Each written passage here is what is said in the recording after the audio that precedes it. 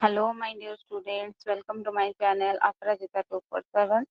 तो ମୁଁ ଆଜି ତମମାନଙ୍କୁ ଗୋଟେ ଇନଫର୍ମେସନ ଦବା ପାଇଁ ଆସିଛି କି ଆମର ପ୍ଲସ୍ ଟୁ ଲଜିକ ର ଯାହା ବି ସିଲାବସ ଅଛି ଆମର କଣ ପିଲାମାନେ ଙ୍କ ପାଇଁ ଇଂଲିଶରେ ପଢିବାଟା ସବୁଠି ମାନେ କଣ ଇଜିଲି ମିଳିଯାଉଛି, ସବୁ ଟିଚର୍ସ ଇଜିଲି ପଢେଇ ଦଉଛନ୍ତି ଇଂଲିଶ, କିନ୍ତୁ ଆମର ଆଭେଲେବୁଲ ରହୁନି କୋଉଟା ନା ଓଡିଆ ଲାଙ୍ଗୁଏଜ ଟା। ସୋ ମୁଁ କଣ କରିଛି ନା ତମର ତର୍କଶାସ୍ତ୍ର ଓଡିଆ କଣ ତର୍କଶାସ୍ତ୍ର, ତ ତମର ଯାହାବି କିଛି ପ୍ଲସ୍ ଟୁ ସେକେଣ୍ଡ ଇୟରରେ ଅଛି ଆମେ କଣ କରିବା ନା ତାକୁ ଆମର ଏଇ ଚ୍ୟାନେଲରେ କଣ ନା ଚ୍ୟାନେଲରେ ହିଁ ତାକୁ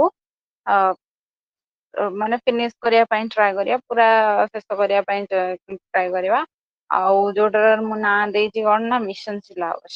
ଓକେ, ତ ମିଶନ ସିଲାବସ ଏଥିପାଇଁ କି ଆମର ସିଲାବସ ଟା ପୁରା ସରେଇବାର ମିଶନ ରହିଛି। ତ ଆମେ ଡିସେମ୍ବର ଭିତରେ ମାନେ ନଭେମ୍ବର ଭିତରେ ଟାର୍ଗେଟ କରିବା। ଯଦି ନହେଲା ଅତି ବେଶୀରେ ମାନେ ମ୍ୟାକ୍ସିମମ୍ ଡିସେମ୍ବର ଯାଏଁ ଯିବ। ତା ପୂର୍ବରୁ କଣ କରିବା ନା ଆମେ ଏଇ ସିଲାବସକୁ ସରେଇବା ପାଇଁ ଚାହିଁବା। ଆଣ୍ଡ ୟେସ୍, ମୁଁ ମ୍ୟାକ୍ସିମମ୍ ଗୋଟେ ୱିକରେ ମ୍ୟାକ୍ସିମମ୍ 3 ଦିନର କ୍ଲାସ ନେବି। ଠିକ ଅଛି, ମ୍ୟାକ୍ସିମମ୍ 3 ଦିନର, ମିନିମମ୍ 2 ଦିନର। ଆଣ୍ଡ ଯଦି ଆମର ନଭେମ୍ବର ସୁଦ୍ଧା ମୁଁ ଦେଖିଲି କି ଆମର ଟାର୍ଗେଟେଡ ସିଲାବସ ପୁରା ଖତମ ହଉନି, ତା ଭିତରେ ମୁଁ କଣ କରିବି ନା ମୁଁ ଡେଲି ଡେଲି ଟ୍ରାଏ କରିବି କରିବା ପାଇଁ। କିନ୍ତୁ ଏଇଟା ମୁଁ ପ୍ରମିସ କରୁଛି କି ଡେଫିନାଇଟଲି ତମର ଡିସେମ୍ବର ଭିତରେ ଏ ସିଲାବସ ସରିକି ଜାନୁଆରୀ ଯୋଉ ଗୋଟେ ମାସ ରହିବ, ମାନେ ନଭେମ୍ବରରେ ମୁଁ ସରେଇବାକୁ ଟ୍ରାଏ କରିବି, ଡିସେମ୍ବରରୁ ଜାନୁଆରୀ ଭିତରେ କଣ କରିବା ନା ଗୋଟେ ରିଭିଜନ କରିବା, ଦ୍ୟାଟ ଟୁ କ୍ୱେଶ୍ଚିନ୍ ଆନ୍ସର ସହିତ। ଓକେ, ପ୍ରିଭିୟସ ଇୟର କ୍ୱେଶ୍ଚିନ୍ ରହିଲା, ତା ସାଙ୍ଗରେ ପୁଣି କଣ ନା ଯାହାବି କିଛି ତମର ରହିବ କଣ ମାନେ ନେକ୍ସଟ ପୁଣି ଅଲଗା ଯାହା ନୂଆ କ୍ୱେଶ୍ଚିନ୍ ରହିବ ସବୁ କ୍ୱେଶ୍ଚିନ୍ କରିବାକୁ ଟ୍ରାଏ କରିବା କିଛିଟା।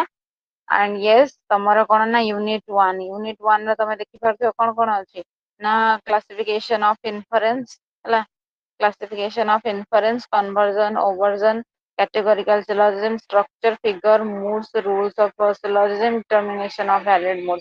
ତମର ଲାଷ୍ଟ ଇୟର ର ରୁଲ ଅନୁସାରେ କଣ ନା ୟୁନିଟ 1 ରେ ହେଲା, ୟୁନିଟ 1 ରେ ଯାହା କିଛି ବି ଅଛି ନା ଏଇଟା କଣ ହବ ନା ଆସିବ କୋଉଥିରେ ନା ତମର ଇଣ୍ଟରନାଲ ରେ ଆସିବ, ଯୋଉଟା କି କେତେ ମାର୍କର ନା 20 ମାର୍କର।